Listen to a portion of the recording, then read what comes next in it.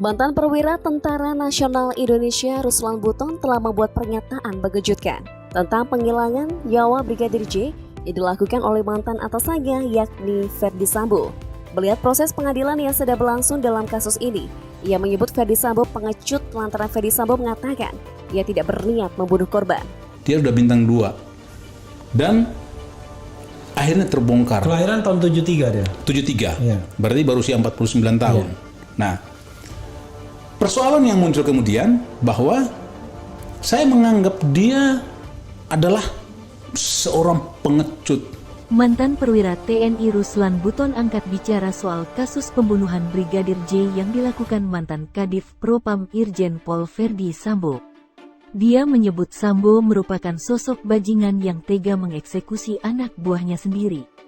Ruslan menegaskan bahwa Ferdy Sambo lebih biadab dari anggota Partai Komunis Indonesia, PKI, yang mengeksekusi para jenderal pada 1965 silam. Ia menyatakan bahwa jika ada pihak yang tersinggung dengan pernyataannya berarti orang tersebut bagian dari kelompok Ferdy Sambo.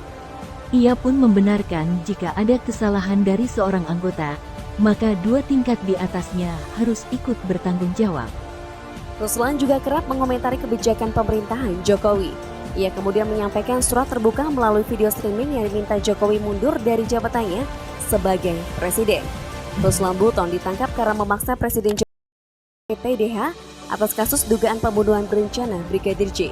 Sambo yang bisa memburu polisi pelanggar moral dipecat berdasarkan hasil proses etik yang dibacakan Jumat pagi 26 Agustus 2022.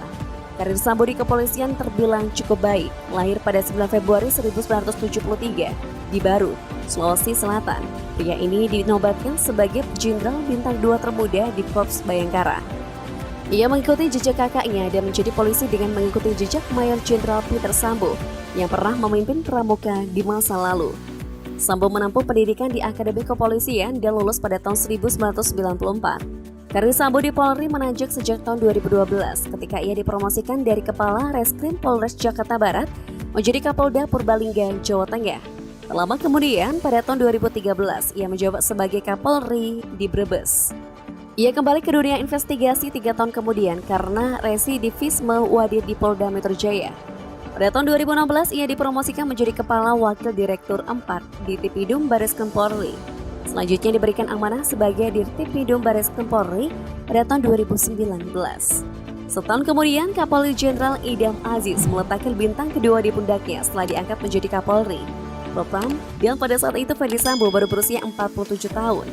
Nama Sambo mencuat ke publik setelah Brigadir J meninggal di kediaman dinasnya, sebuah fasilitas kepolisian di Duren 3, Jakarta Selatan.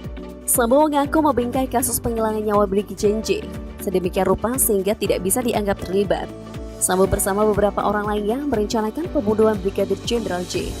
Setelah terlibat dalam kematian Brigadir J, Sambo diberhentikan dan dipindahkan menjadi anggota dan bagian dari Mabes Polri, Yanma Polri.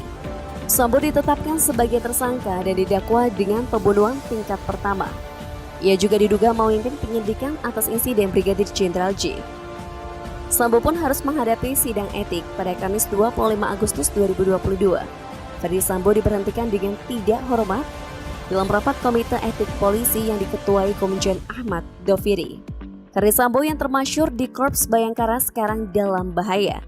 Pemecatan sudah dekat dan mereka harus menghadapi tuntutan pidana di pengadilan. Sejauh ini, Sambo telah mengakui dan meminta maaf atas perbuatannya. Namun ia telah mengajukan banding atas sanksi yang dijatuhkan oleh KKIP. Sidang banding akan dilakukan dalam beberapa hari ke depan. Dalam hubungannya dengan kepolisian, Irjen Ferdy Sambo telah menangani beberapa kasus penting di Indonesia. Di antaranya adalah insiden kopi sianida mengejutkan dunia. Saat itu diketahui Wayan Mirna Salihin meninggal setelah meminum kopi yang dicampur sianida. Peristiwa itu terjadi pada 6 Januari 2016. Setelah melalui serangkaian pemeriksaan, Jessica Wongso akhirnya ditetapkan sebagai tersangka. Dalam kasus kopi sianida, Ferdy Sambo juga menjadi bagian dari tim penyidik. Saat itu ia masih berpangkat AKBP dan menjabat sebagai Wakil Kepala Reserse Kriminal Polres Metro Jaya. Lalu pada tanggal 14 Januari 2016, terjadi bom bunuh diri di Jalan MH Tamrin Wahid Hashim, Jakarta Pusat. Tragedi ini dikenal sebagai bom Sarina. Setelah diselidiki, dalang dibalik insiden ini adalah Aman Abdurrahman, tokoh jamaah Ansharud Daulah. Ada juga kecurigaan terkait dengan ISIS. Ferdy Sambo dari AKBP juga terlibat dalam penyidikan kasus ini. Namun saat itu ia masih kalah populer dibandingkan bosnya, Krisnamurti.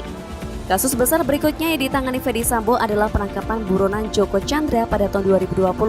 Saat itu Sambo adalah Direktur Reserse Kriminal Umum Bareskrim Polri dengan pangkat Brigjen Polisi.